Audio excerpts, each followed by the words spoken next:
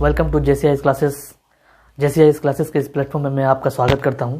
जैसा कि आपको पता होगा या नहीं पता होगा तो मैं बता दूं कि मेरा नाम रेहान अजीज है और इससे पहले मेरी कई क्लासेस आ चुकी हैं, चाहे मैं ट्रेक की क्लासेस की बात करूं या फिर मैं अभी कुछ दिन पहले यूपीएससी के सिलेबस को डिफाइन करने की कोशिश किया था, वो क्लासेस मैंने दिया था। ठीक है, तो वहाँ से भी आपको पता चल जाएगा कि मैं कौन हूँ। ठीक है, तो सबसे पहले मैं आज बात करूँगा स्टूडेंट्स बीपीएससी के जो प्रीलिम्स पेपर होने वाले हैं 27 दिसंबर को, उस पर, और इस पे मैं कौन कौन से बात पे गौर करने वाला हूँ। सबसे पहले मैं आपको बता दूं कि इस जो बीपीएससी का जो प्रीलिम्स पेपर होने वाला है, सबसे पहले मैं इसे बात करूँगा कि इसके ट्रेंड एनालिसिस पे है। ठीक है, दूसरा मैं बात करूँगा कि हमें कैसा मतलब एक अच्छी रणनीति चाहिए। तीसरा मैं बात करूँगा कि हमें किस पे मतलब हिस्ट्री की अगर बात करूं, चाहे मैं एंशिएंट की बात करूं, चाहे मैं मेडिवल की बात करूं या फिर मैं बात करूं मॉडर्न की, तो हमें तीनों में से किस पे कम समय है तो किस पे ज़्यादा फोकस करना है और किसको स्किप करना है, ये बहुत ज़रूरी है। पढ़ने से पहले ये ज़रूरी है कि हम किसको ना पढ़ें, उसके बाद हमें मतलब एक लिमिट पढ़ना है, सीमित पढ़ना है, ताकि हम अपने एग्ज़ाम्स को क्लियर कर सकें। अब हमारे पास 1 साल का समय नहीं है कि हम मतलब बहुत विस्तार से पढ़ रहे हैं, तो हम संक्षिप्त रूप में क्या रणनीति तय करें और कैसे हम अपने एग्ज़ाम्स को टैकल कर सकें। ठीक है, तो उस पर बात करूँगा।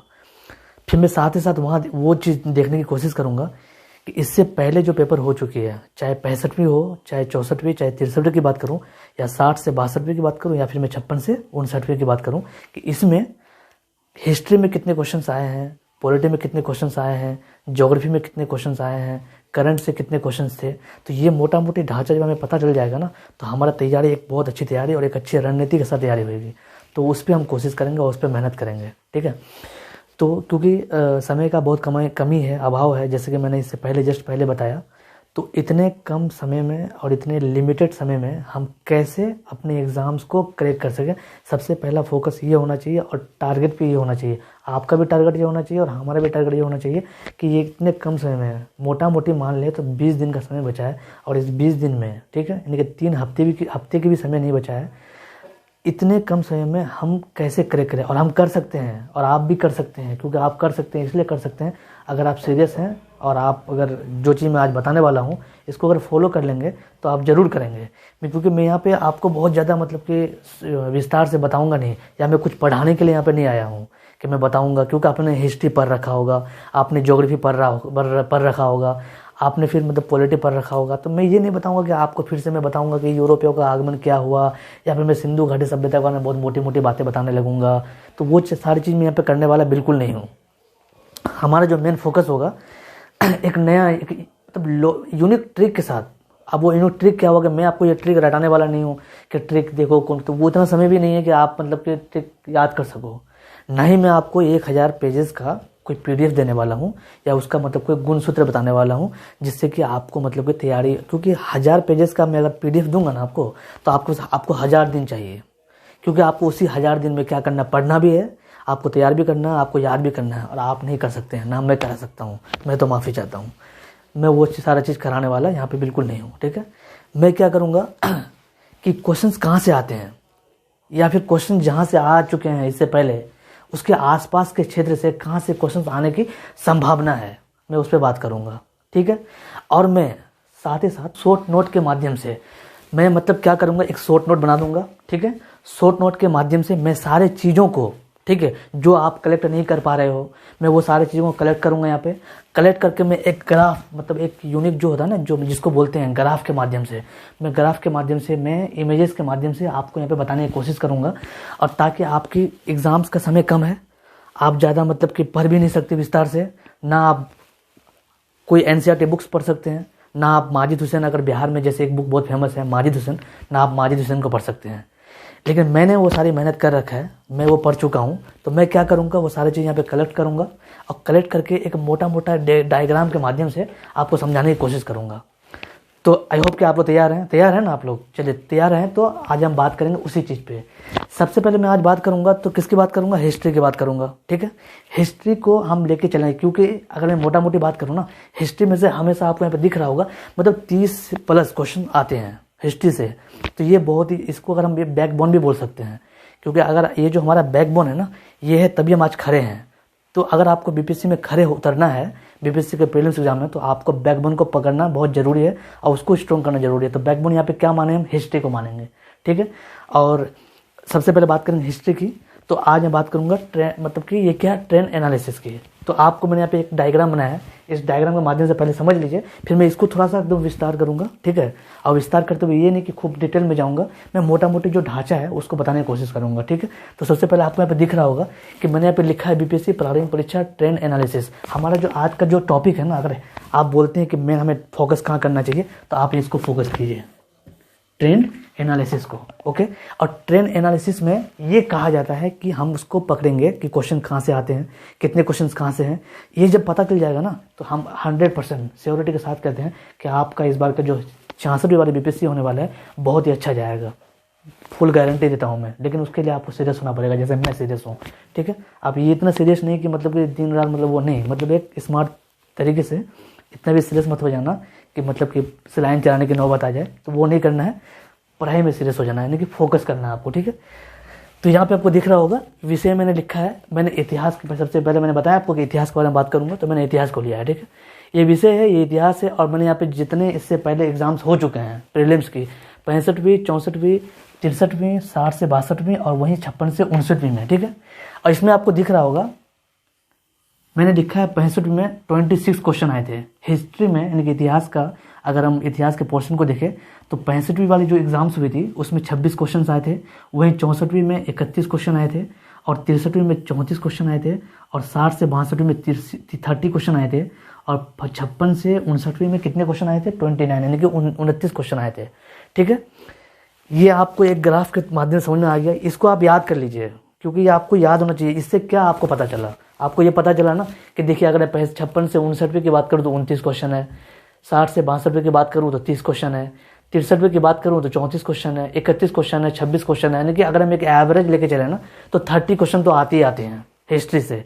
ये आपको सबसे पहले आज जानने को यहाँ मिला, ठीक है।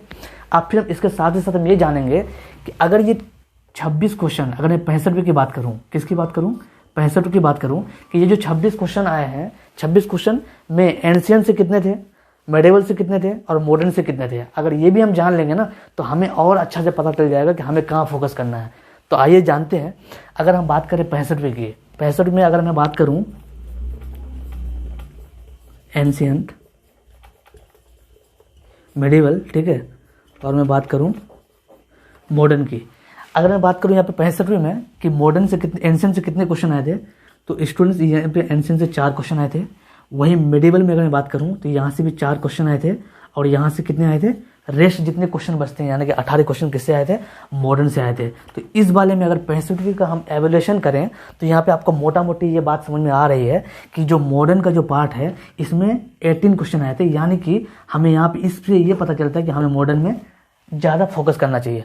आइए वहीं देखते हैं हम 64वीं की। अगर मैं 64वीं की बात करूँ एंशिएंट की, और फिर मैं बात करूँ मेडिवल की, और मैं बात करूँ मॉडर्न की, तो इसमें भी क्या था कि इसमें जो पहला क्वेश्चन आया था वो आया था आपका 5, और जो मॉडर्न से मेडिवल से आया था वो आया था 7, और मॉडर्न से आया था 19 क्वेश्चन, ठीक है।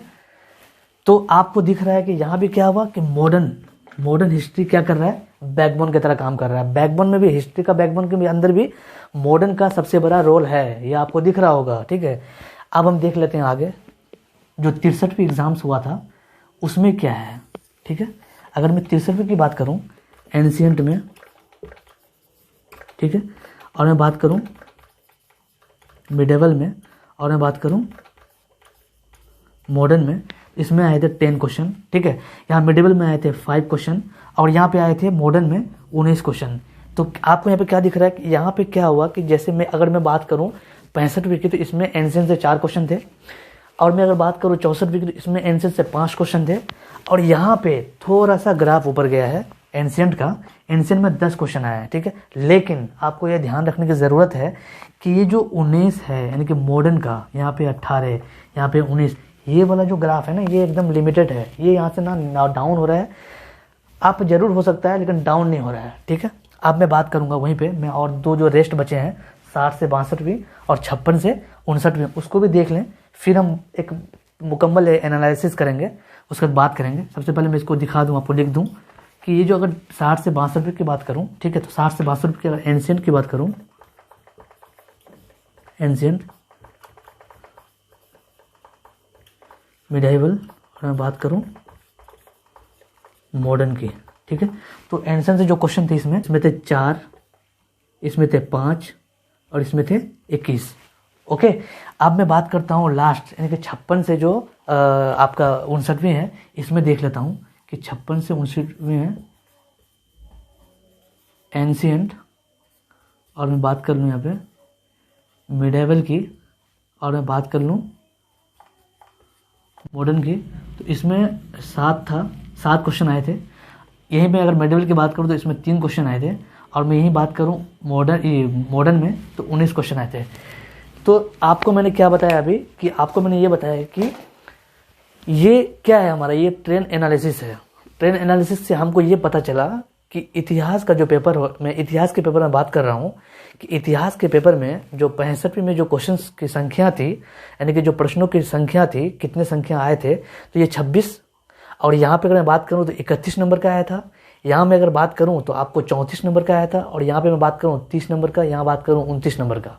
वही मैंने साथ ही साथ आपको ये भी बताया कि अगर मैं 65वीं की बात करूँ तो 65वीं में एंशिएंट की जो क्वेश्चन थे वो कितने थे, 4 थे, और मिडाइवल के कितने थे, 4 थे, और मॉडर्न के कितने थे, मॉडर्न के 18 क्वेश्चन थे। वहीं मैं बात करूं आपको 64वीं की, तो 64वीं में कितने आए थे, एंशिएंट में 5 आए थे, ठीक है, और मिडाइवल में 7, और ये आपका मॉडर्न में कितने आए थे, मॉडर्न में 19 आए थे। जैसे मोटा मोटा दिख रहा होगा। तो मैं ये आपको बताना चाह रहा हूँ कि इसमें अगर हम एनालाइज करने की कोशिश करें कि इससे हमें क्या एनालिसिस हो रहा है, तो मैं आपको बताना चाह रहा हूँ कि अगर मैं बात करूँ 56वें से 59वीं की, या फिर मैं बात करूँ आपका 60 से 62वीं की, या फिर मैं बात करूँ आपका 63वीं की, या मैं बात करूँ 64वीं की, या मैं बात करूँ 65वीं की, जिसकी बात करूँ, तो मैंने आपको जो सर्किल लगाया है ये आपको मोटा मोटी समझ में आ रहा है कि जो मॉडर्न का जो पोर्शन है, यानी कि मॉडर्न का जो पार्ट है, इसमें हम ज़्यादा फोकस करेंगे, ठीक है, क्योंकि यहाँ पे अप्रोक्स जितने क्वेश्चन आते हैं, यानी कि एवरेज मार्किंग आते हैं, यानी कि 18 क्वेश्चन यहाँ भी 19 क्वेश्चन, यहाँ भी 19 क्वेश्चन, यहाँ भी 21 क्वेश्चन, यहाँ भी 19 क्वेश्चन, यानी कि इसमें सबसे ज़्यादा क्वेश्चन आते हैं। तो सबसे पहले मैं आपको यहाँ बता दूँ, अगर आपके पास समय कम है, समय का अभाव है, और आप चाहते हैं कि सबसे पहले मुझे यहाँ पे हिस्ट्री में किसको स्किप करना है, तो आप आराम से, मतलब कि मैं नहीं कहूँगा कि आप स्किप करें, लेकिन मैं ये आराम से आपको एक सजेशन देना चाहता हूँ कि अगर आपकी तैयारी, आप किसी में तैयारी नहीं की है, ना आपकी एंशिएंट में तैयारी है, मतलब रिवीजन है, ना आपकी मॉडर्न में है, ना आपकी मिडाइवल में है, तो मेरा ये अपना व्यक्तिगत सजेशन रहेगा कि आप मॉडर्न को करें, ठीक है, क्योंकि ज़्यादा जहाँ से क्वेश्चंस आते हैं वहाँ से करें, और फिर समय बच जाए तो फिर आप उसके बाद मिडाइवल और एंशिएंट को देख लें, ठीक है। ये आपका तैयारी करने का मतलब ये बता रहा हूँ। लेकिन अगर मेरे साथ करेंगे तो मैं आपको गारंटी के साथ बोलता हूँ कि 20 दिन एनफ है हमारे लिए। मैं आपको 20 दिन के अंदर में आपको वो चीज़ दिखाने की कोशिश करूँगा कि कहाँ से क्वेश्चंस आते हैं। अगर मैं एंशिएंट की भी अगर बात करूँ ना, तो एंशिएंट में भी हम कर सकते हैं। हम ये जो 4 क्वेश्चन और ये जो 5 क्वेश्चन आते हैं, इस क्वेश्चन को भी आराम से टेकअप कर सकते हैं। लेकिन उसके लिए क्या चाहिए? उसके लिए एक रणनीति चाहिए, स्मार्ट रणनीति चाहिए। ऐसे नहीं कि मतलब एक बुक खोला हमने और बुक में ले रगड़ रहे हैं। रगड़ना नहीं है, यहाँ पे समझना है। और क्या समझना है कि हम कैसे क्वेश्चन को टेकअप करें। समझ रहे हैं ना आप लोग? हम खूब मेहनत कर रहे हैं। सिर्फ मेरे मेहनत करने से नहीं होगा, मेहनत आपको भी करना होगा। क्योंकि एग्ज़ाम में किसको बैठना है? आपको बैठना है, हमको थोड़ी बैठना है। एग्ज़ाम तो आपको बैठना है। तो वही चीज़ हम क्या करेंगे यहाँ पे, अब इसको जो है हम एक ग्राफ के माध्यम से समझेंगे, ठीक है।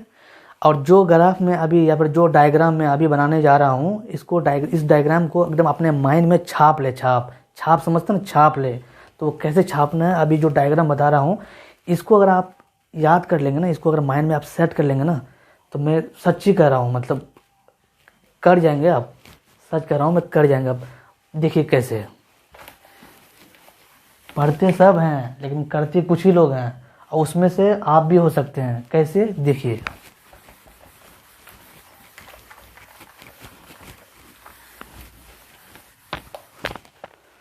अगर हम वेन डायग्राम आप पढ़े होंगे, जाहिर सी बात है स्टूडेंट है तो पढ़े ही होंगे। तो वेन डायग्राम कैसे बनाते हैं, एक वेन डायग्राम के माध्यम से हम समझेंगे इस वाले जो एनालिसिस हुआ, जो ट्रेंड एनालिसिस, उसको हम एक वेन डायग्राम के माध्यम से समझेंगे। और इसी वेन डायग्राम को आपको अपने माइंड में हमेशा के लिए, जब तक आप प्रीलिम्स दे नहीं देते हैं तब तक आपको याद रखना है, ठीक है। इससे क्या होगा ना कि आपको एक मोटा मोटा ढांचा समझ में आ जाएगा कि हाँ ये चीज़ हमारे माइंड में हमेशा चलना चाहिए। जब भी हम बुक्स खोलते हैं या मैं जो चीज़ बताऊंगा आगे मैं जो क्लासेस लेके आऊँगा, मतलब इसी के बेस मैंने शॉर्ट नोट के माध्यम से, तो आपको वो डायग्राम याद रखना है। और वो डायग्राम को बार बार अपने आंखों के सामने लेके आना है, अपने माइंड में लेके आना है। अच्छा ये डायग्राम है, ये डायग्राम है, ठीक है। तो वो डायग्राम क्या है? वेन डायग्राम एक सिंपल सा है, ज़्यादा मतलब कि उतना मतलब टफ नहीं है।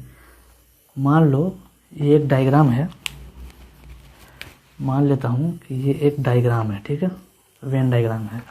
और यहाँ पे मैं अगर बात करूँ कि किसकी बात करूँ, ठीक है, वेट फिर से बनाता हूँ, ये चल नहीं रहा है।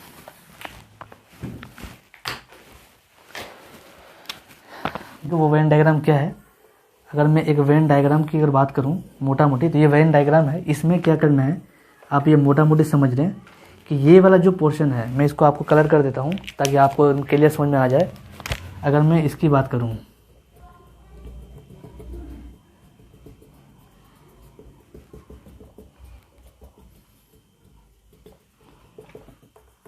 ठीक है, ये जो ग्रीन ग्रीन दिख रहा है ना आपको, ग्रीन वाला जो पार्ट दिख रहा है, ये इधर ग्रीन वाला पार्ट है और ये वाइट वाला पार्ट है।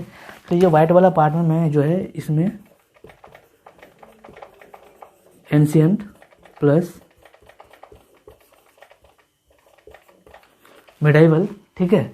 और ये वाला जो पार्ट है इसमें अकेले मैं इसको दूंगा मॉडर्न को, ठीक है। तो इससे आपको क्या समझ में आ रहा है? इससे आपको ये समझ में आ रहा है कि एंशिएंट, ये जो अगर मैं एक वेन डायग्राम की बात करूं और ये मैं देखूं कि ये हाफ से भी ज़्यादा क्या है, वो मॉडर्न का पार्ट है।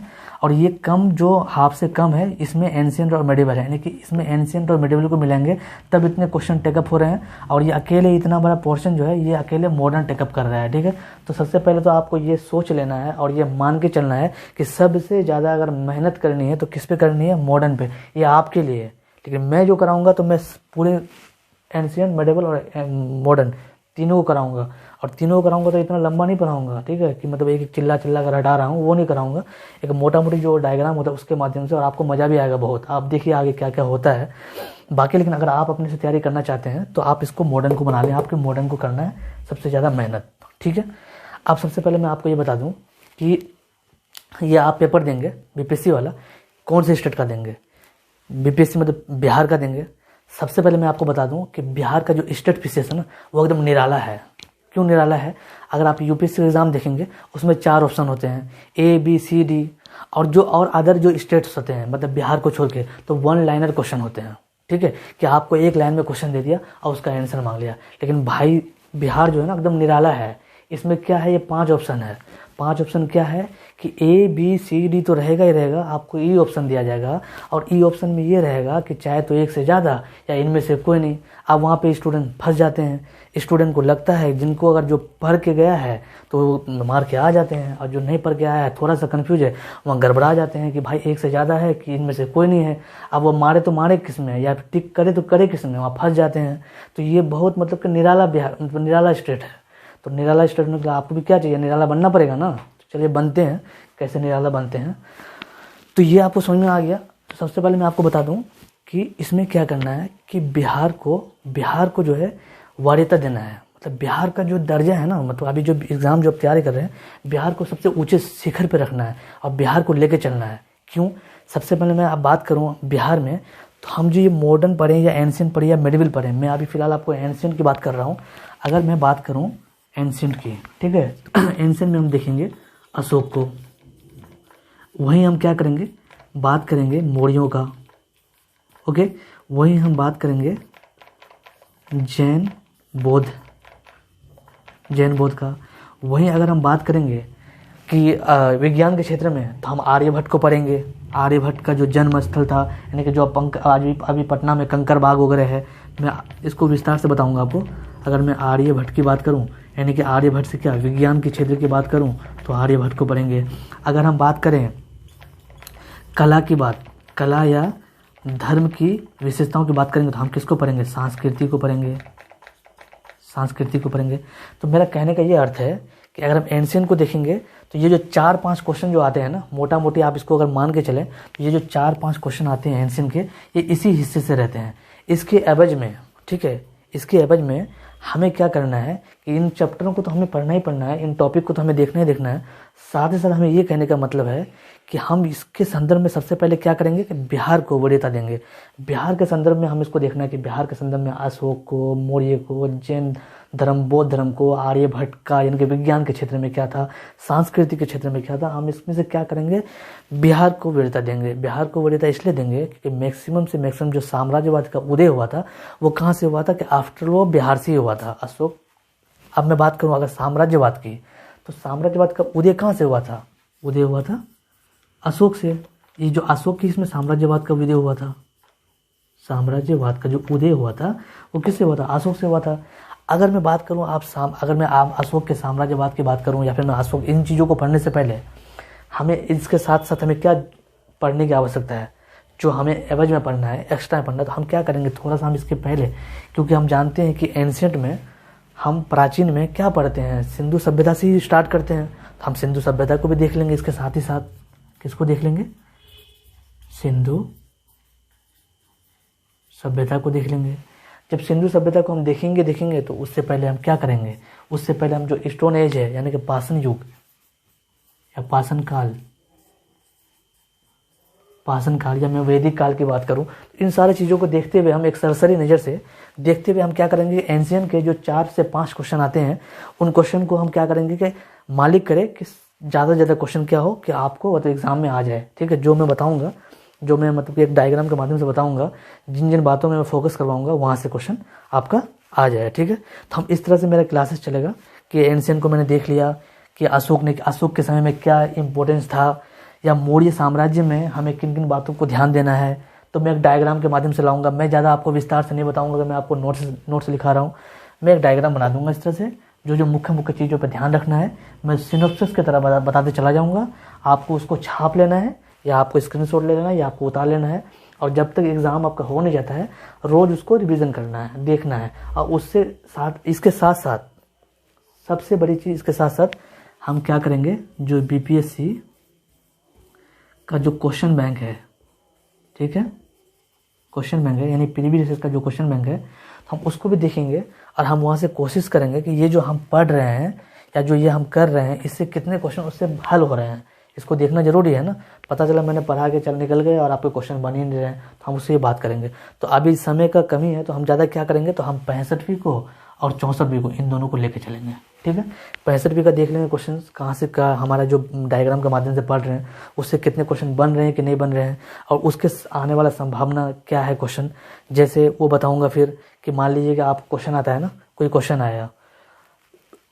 आया और आपको क्वेश्चन में, जैसे मैं एक क्वेश्चन ले लेता हूँ, वेट मैं आपको एक क्वेश्चन बता देता हूँ।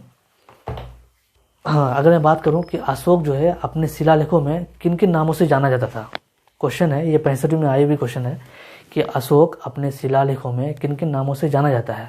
इसमें 4 ऑप्शन मिलते हैं और एक 5वां ऑप्शन जो मैंने बताया कि एक से अधिक या इनमें से कोई नहीं, तो उसमें से मान लीजिए एक आंसर सही है, मान लीजिए ए आंसर सही है, तो बाकी रेस्ट कितने बचे, हमारे पास 3 बचे ना, बी, सी और डी बचे। तो हम यहाँ पे क्या करेंगे कि बी का जो ऑप्शन है उस ऑप्शन से क्या क्वेश्चन अराइज हो सकता है उस पर बात करेंगे। सी का जो ऑप्शन है उस ऑप्शन से कितने क्वेश्चन अराइज हो सकते हैं, साथ ही साथ यहाँ पे देख लेंगे। फिर डी ऑप्शन में जो है उससे कितने क्वेश्चन अराइज हो सकते हैं उस पर भी हम बात कर लेंगे। तो इससे क्या होगा कि हमारा जो एक क्वेश्चन है, अगर हम एक क्वेश्चन को हल करते हैं तो उससे हमारे 4 से 5 क्वेश्चन क्या हो सकता है, हमारा सेव हो सकता है।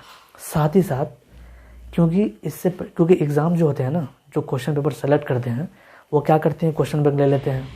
क्वेश्चन बैंक लिए तो वो 4 उनको, क्योंकि वही एग्जामिनर है जो क्वेश्चन सेलेक्ट करेंगे। मान लीजिए 63वीं में लिए उसका क्वेश्चन बैंक आया, 64वीं में लिए क्वेश्चन बैंक आया, 65वीं में लिए क्वेश्चन बैंक आया, उसी क्वेश्चन बैंक से क्या किए, वो क्वेश्चन तैयार किए और क्या किए कि एक क्वेश्चन ले लिए, उसमें 4 ऑप्शन डाल दिए जिसमें से एक ऑप्शन सही है, बाकी 3 बचा। फिर नेक्स्ट ईयर जब उनको अगर सेलेक्ट करना है तो उसी तीनों ऑप्शन में से ही वो क्वेश्चन बनाते हैं। और कभी कभी तो ये होता है, ये हद है कि क्वेश्चन रिपीट हो जाता है। तो फ़ायदा इसी में है कि हम जो क्वेश्चन दे चुके हैं, जिस एरिया से क्वेश्चन आ रहा है उसी एरिया को टच करें और उसे एक अच्छे रणनीति के साथ पढ़ें। तो मैं तो बता देता हूँ क्लास बहुत अच्छे से होने वाली है और इसके जस्ट बाद जो क्लासेस आएगी मैं डायरेक्ट बात करूँगा, एंशिएंट से शुरू करूँगा, फिर मैं मेडिवल करूँगा, फिर मैं मॉडर्न करूँगा, फिर साथ में बीपीएससी का जो क्वेश्चन बैंक है यानी कि 65वीं और 64वीं उसको भी कराऊँगा। तो आप लोग हमारे साथ बने रहें, ठीक है। और अपने दोस्तों को भी जोड़ें, क्योंकि क्या है ना कि मतलब कि एक ग्रुप डिस्कशन अगर आप अपने दोस्तों को जोड़ते हैं, जहाँ पे डाउट होगा ना तो आप तो हमें पूछेंगे कमेंट बॉक्स में, सब दोस्तों के साथ डिस्कशन करेंगे। 20 दिन, सिर्फ 20 दिन मुझे आप दे दीजिए, आप लोग मेरे साथ 20 दिन में एक अच्छी तैयारी इंशाल्लाह हो जाएगी, मैं उम्मीद करता हूँ, ठीक है। और साथ ही साथ आपको एक कॉन्फिडेंस जो आनी चाहिए एग्ज़ाम से पहले कि मैं एक कॉन्फिडेंस के साथ जा रहा हूँ, एग्ज़ाम में बैठ रहा हूँ। एक जो डर होता है वो डर नहीं होगा आपको लगेगा कि मैं जो भी पोर्शन है मैं उसको एक बार देख के ज़रूर आया हूँ, तो आपको वहाँ पर नया नहीं लगेगा, मतलब एक अजनबी की तरह फील नहीं होगा क्वेश्चन से। आपको लगेगा कि कहीं ना कहीं इससे पहले मुलाकात हो चुकी है। और जब आप माइंड में प्रेशर डालेंगे ना, जब आप थोड़ा याद करने की कोशिश करेंगे तो क्वेश्चन आपका जल्दी बन जाएगा, या आप ऑप्शन को देख लेंगे या मेरे साथ बनाएंगे तो आप वहाँ पे आपको लगेगा कि मैं तो ये कहीं ना कहीं देखा हूँ, कहीं ना कहीं तो पढ़ा हूँ, तो आपको टिक ऑटोमेटिक हो जाएगा, ठीक है। ये आप एक्चुअली में ये ना, ये मतलब मनोवैज्ञानिक भी लोग भी यही कहते हैं, तो ये चीज़ है। तो आइए मिलते हैं नेक्स्ट क्लास में, और बने रहें, और बहुत मज़ा आने वाला है। और आप पूरा मेहनत आप लग जाइए, क्योंकि समय बिल्कुल नहीं है दोस्त, 20 दिन समय है, बिल्कुल लग जाइए, बहुत मज़ा आने वाला है। मैं आपको 20 दिन में, मैं आपसे ज़्यादा मेहनत मैं कर रहा हूँ, आपको पता होगा, क्योंकि मुझे सारा चीज़ कलेक्ट करना पड़ता है, क्लासेस भी देना पड़ता है, खड़े होकर बोलना ही पड़ता है, आपको समझाना ही पड़ता है, क्योंकि बिना पढ़े तो कोई नहीं कुछ कर सकता ना। मैं भी थोड़ी कि बिना पढ़े आके उड़ जाता हूँ, मुझे भी पढ़ना पड़ता है। तो मैं मेहनत, जब इतना मैं मेहनत कर सकता हूँ तो आपका तो फिर करियर का सवाल है, आपको तो एग्ज़ाम देना है, आपको क्वालिफाई करना है, अपने माता पिता का नाम रोशन करने के अभी आपके अंदर वो जुनून है, और आप कर सकते हैं, 100% कर सकते हैं, मैं गारंटी देता हूँ। आप मेरे साथ गारंटी दीजिए, आप मुझे भी गारंटी दीजिए कि जैसे मैं कराऊंगा वैसे आप भी कराएंगे। चलिए तो मिलते हैं, तुम टेंशन फ्री रहिए और हंसते हुए क्लास कीजिए, एंजॉय कीजिए, और JCI क्लासेस को बनाइए। अगर अभी तक लाइक नहीं किया तो लाइक ज़रूर कर दीजिए, सब्सक्राइब भी कर दीजिए, और देखिए मत, नीचे देखिए जहाँ पे लाइक है ना, वहाँ लाइक कीजिए, और पूरे वीडियो को देखिए और नोट्स ज़रूर कीजिए, बने रहिए। मिलते हैं नेक्स्ट क्लास के बाद, बाय।